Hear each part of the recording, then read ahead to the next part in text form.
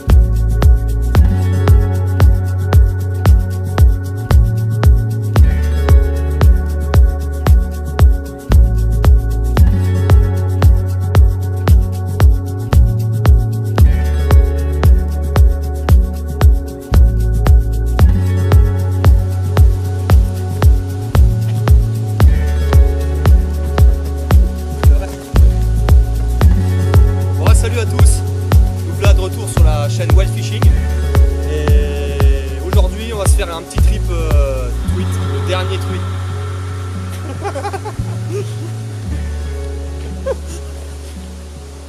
Putain, c'est t'en fous, tu recommences, j'y coupe pas.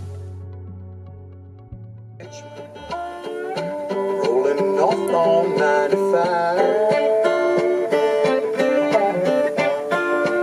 with a redhead riding shotgun and a pistol by my side. et Fifi.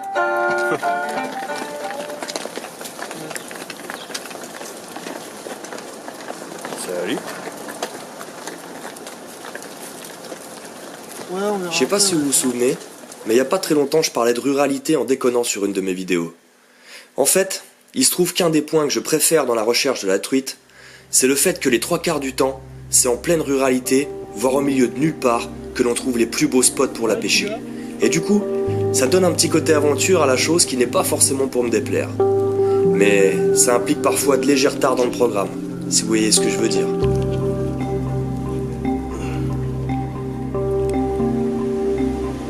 Enfin, une fois bien arrivé sur place, juste le temps de s'équiper, d'observer juste ce qu'il faut les premiers spots, et c'est parti. La première étape va consister à, comme on dit dans le jargon, tâter le terrain.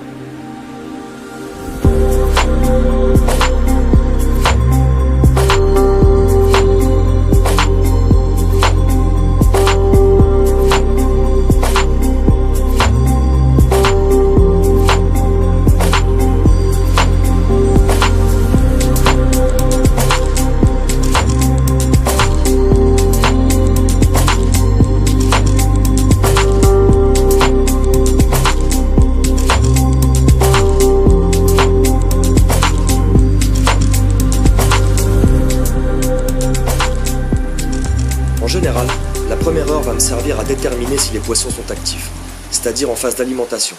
Si c'est le cas, les premières prises ne devraient pas se faire attendre. Si c'est pas le cas, les choses se corsent. Il va falloir réussir à faire réagir les poissons apathiques ou en phase de repos. Et comme vous vous en doutez sûrement, ce jour-là, la première heure fut merdique.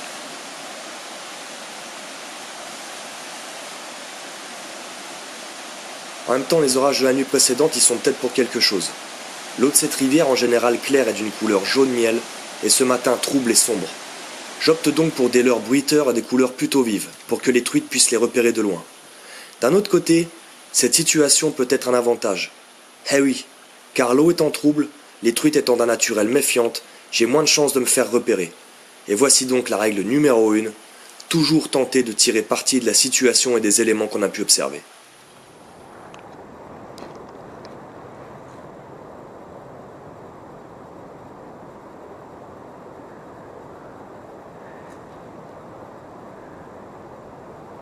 Poisson!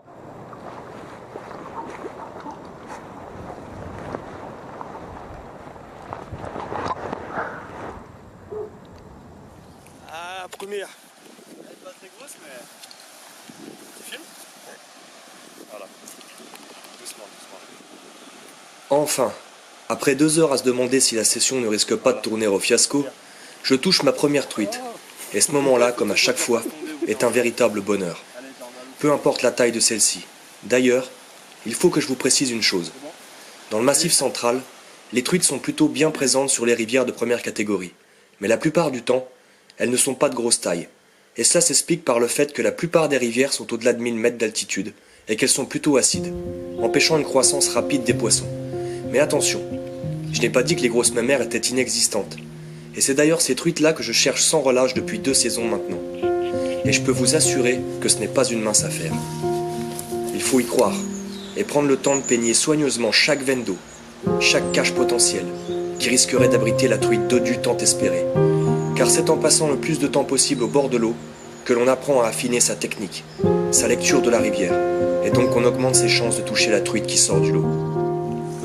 Ça rigole plus. On augmente la taille des leurres. Le but, ça va être d'essayer de. Éventuellement de déclencher une réaction agressive territoriale, par exemple.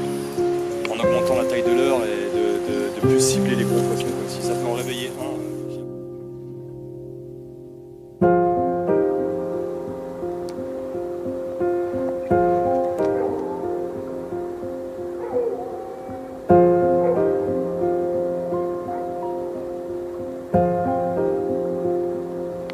Poisson, elle est énorme! Elle est énorme, mon pote! Putain, je l'ai décroché, bordel de merde! Putain!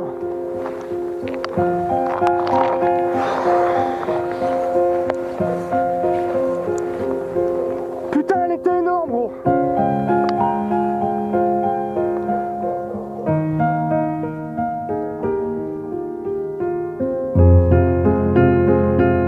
Malheureusement, ce jour-là, j'ai décroché l'une des plus belles truites de ma saison. Cela peut sembler violent comme réaction, mais lorsque l'on sait que c'est si difficile de faire un poisson de plus de 40 cm dans ses eaux, cela fait toujours mal au moral de rater de telles occasions.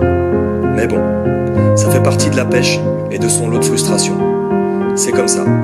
Je serai meilleur la prochaine fois, car j'aurai appris de mon échec. Une telle prise, ça se mérite, et ce n'est pas cette belle Fario qui me dira le contraire.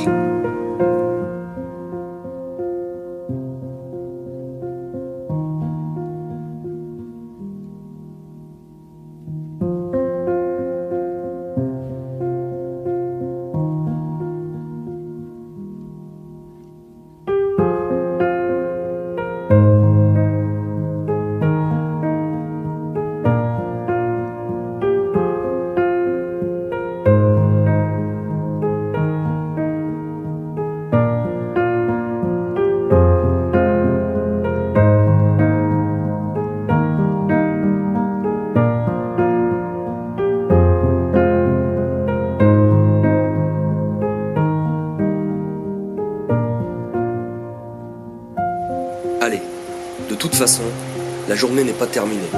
On se remet en route en espérant finir cette session sur une belle note.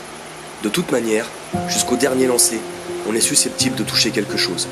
Alors ni une ni deux, on continue à remonter la rivière plus motivé que jamais.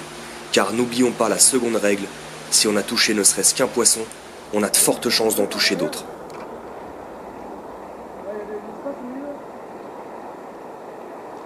Poisson! Elle est belle, elle est belle! Pas manqué. Quelques centaines de mètres plus loin, c'est une belle Fario qui jaillit nulle part pour venir intercepter mon leurre que j'animais par petits bonds successifs dans la veine d'eau principale. Et cette fois-ci, elle finit dans l'épuisette. Bien, mon gros! Yes!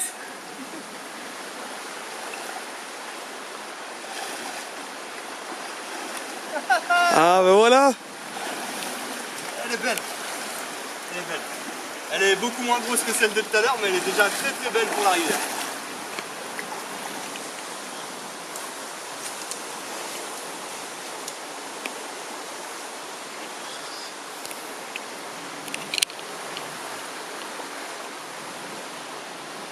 Tu la vois? Ouais. Bien?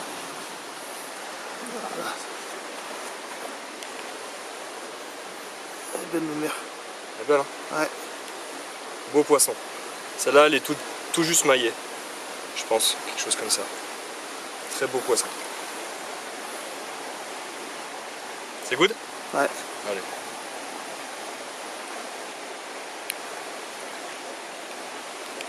Ciao. Bien joué mon gros.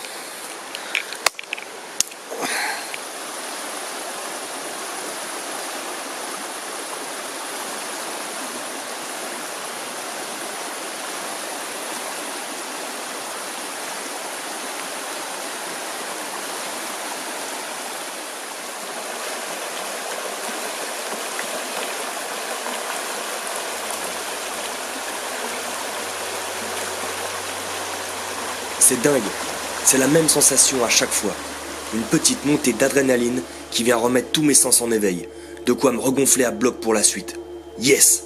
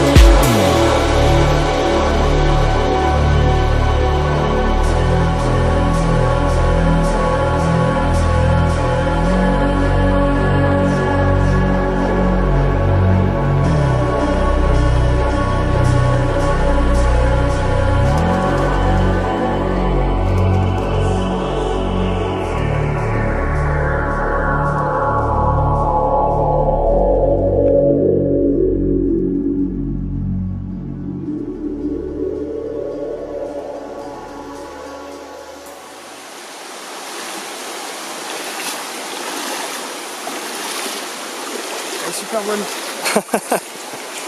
Elle a l'air en tout cas. J'ai été bien équipé. C'est sympa. C'est du Gore-Tex. Ouais, nickel. Bien le Gore-Tex. Bah du coup t'as pas les pieds mouillés? Ah non, si c'est du Gore-Tex. Nickel. Le retour, c'est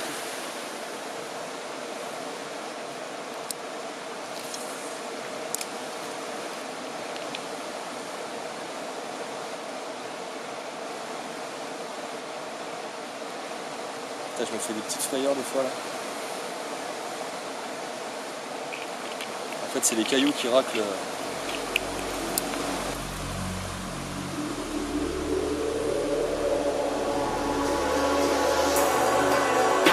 Poisson. Oh, elle est belle. Elle est belle. Oh putain, je l'ai. Oh, attends, faut pas que je la prenne, faut pas que je la prenne. Oh putain, elle est belle, elle est belle, elle est belle. Viens mon gros. Super. Putain, plus au moment où. Ah génial. Elle est belle, mon pote. Ah, putain, ça déchire. Putain. Regardez ça. Ça c'est un beau poisson. Ça c'est un beau poisson. Magnifique truite de lance.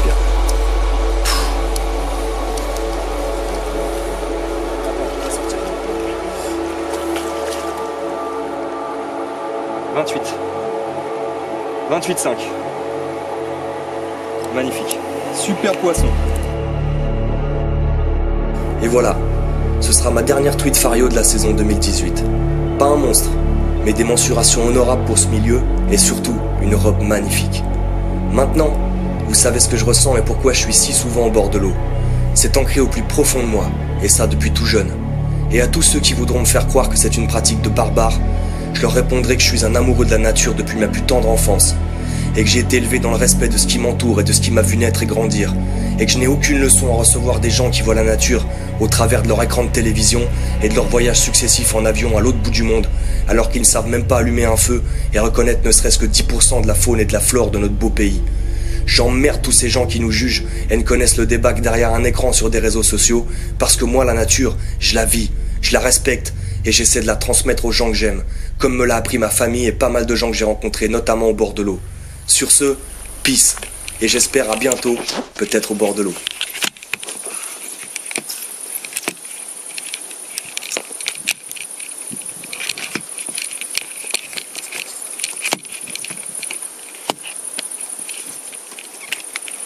Ah, et j'allais oublier un petit détail.